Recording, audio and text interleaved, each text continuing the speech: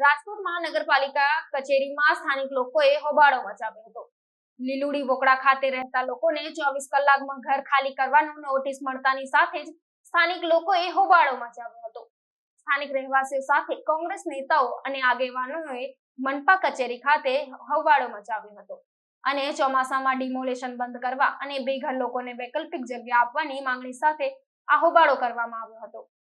શહેર કોંગ્રેસ પક્ષ દ્વારા મ્યુનિસિપલ કમિશનરને લલુડી વોકડી બાબતે એક આવેદન પત્ર આપવામાં આવ્યું છે કે ચોમાસાની સિઝન છે, ડિમોલેશન મુલતવી રાખો અને વૈકલ્પિક જગ્યા આપો, એવી અમારી કોંગ્રેસ પક્ષની માંગણી છે।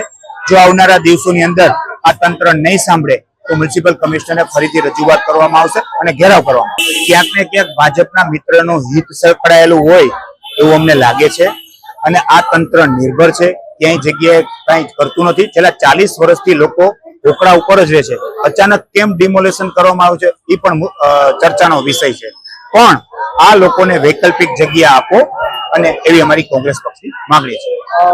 રજૂઆત કરી છે તો કમિશનરનો પ્રતિભાવ સારો રહ્યો છે। એમને એમ કીધું કે અધિકારી સાથે ચર્ચા કરી શું થઈ શકે એવું છે એવી એમને મ્યુનિસિપલ કમિશનરે ખાતરી આપી।